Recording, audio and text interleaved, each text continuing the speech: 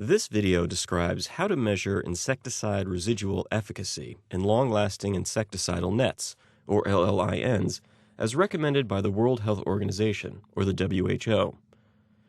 For the methods of delivery of long-lasting insecticidal nets, see the video on this topic.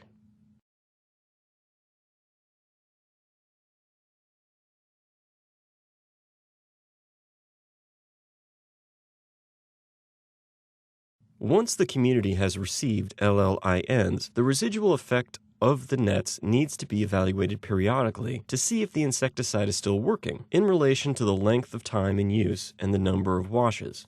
This test also enables programs to determine when to replace the nets. The application of this methodology is the responsibility of laboratory professionals and entomology technicians.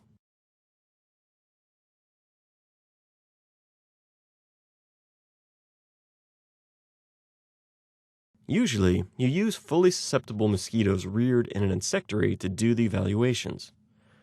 Where this does not exist or cannot be obtained, then a less than desirable but necessary alternative would be to use field-caught mosquitoes. To use this alternative, you need to determine that the field mosquitoes are susceptible by performing a susceptibility test. To learn more about this, watch the video about susceptibility testing. For each net to be evaluated, 60 adult female mosquitoes are needed. For each cone, you need 5 mosquitoes. For each treated net, you need 10 exposure cones and 2 control cones. Usually non-blood-fed female mosquitoes between 2 to 5 days old are used for the test. The temperature at which insecticide exposure occurs, ideally 27 degrees plus or minus 2 degrees Celsius, and relative humidity greater than 60%. Generally, a bioassay kit contains the following materials. Aspirators, or sucking tubes, are used to collect the mosquitoes. For these assays, you need 2 aspirators, one to transfer the mosquitoes to the control cones and another to transfer mosquitoes to exposure cones. A slight angle at the end of the aspirator will help in collecting mosquitoes from the edges of the cones or cups. Rubber bands are used to attach the cones to the net. The control cones should be attached to an insecticide-free net. After the mosquitoes have been inserted into the cone and exposed to the net for 3 minutes, they are transferred to covered cups. This test can also be done by taking the net down and stretching it over a piece of cardboard following the same procedure.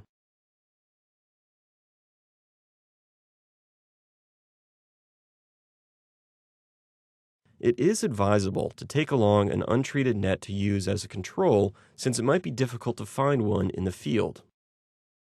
Following WHO guidelines, the study sites should represent cultural settings and environments where LLINs are distributed. Each site should be large enough to have enough nets to allow for sufficient numbers of nets during follow-up.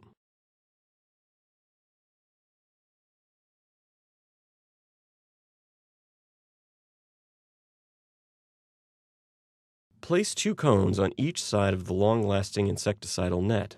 On the lateral sides, place cones towards the top and the bottom to get a better idea of the overall residual efficacy of the net. Place 2 cones on the top side as well. After all the cones have been placed on the long-lasting insecticidal net, label each one. As a control, attach 2 plastic cones to an insecticide-free net similar to the treated long-lasting insecticidal net.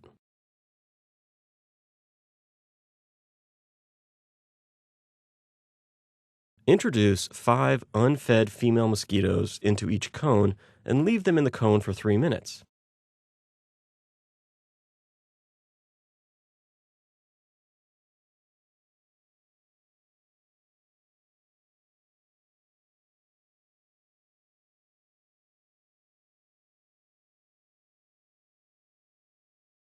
After 3 minutes, remove the mosquitoes from the cone and transfer them to a clean container cup with cotton wool soaked in a 10% sugar solution.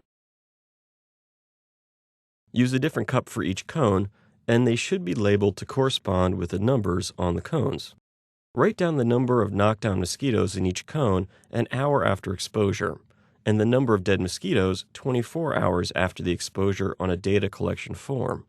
Note the temperature and relative humidity in the area where the bioassay was performed on the data collection form.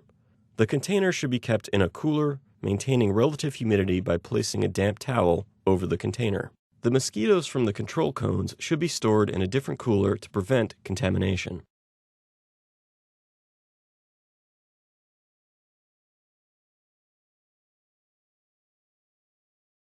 Once the test is finished, the mosquitoes should be stored in properly labeled vials. The vials should have a small hole in the lid to allow the escape of moisture.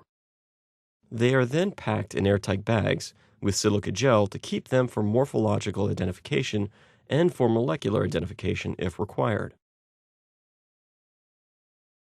In the laboratory, mosquitoes used in biological tests should be identified taxonomically to determine the predominant species evaluated.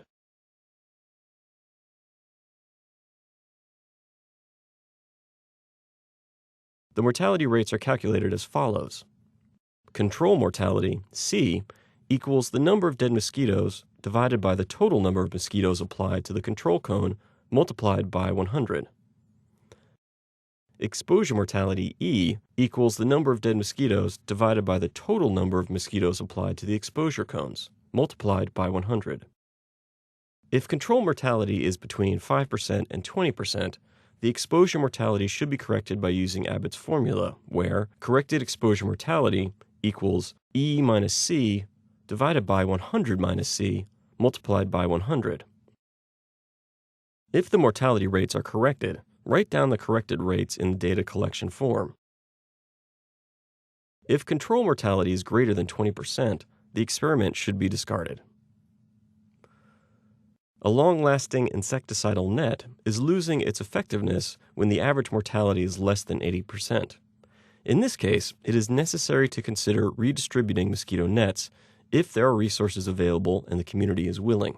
Even if residual efficacy is still high, it may be necessary to replace a net if it is torn up or has large holes and its function as a mechanical barrier is undermined. The results for each sample net should be combined and averaged to determine if the nets in that area meet the WHO efficacy requirements stated above.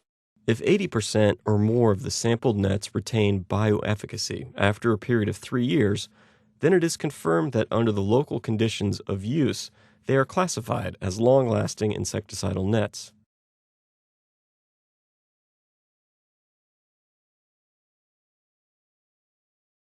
Since periodic sampling might be necessary to monitor the efficacy of LLINs, draw a sketch map showing the location of households sampled. If a GPS unit is available, take the geographic coordinates from where you collected your sample, remembering to record the latitude and longitude in decimal degrees. As you perform the bioassay, you should give each house a number. Against this number, record the location, number of cones used, knockdown rate, mortality rate, and date.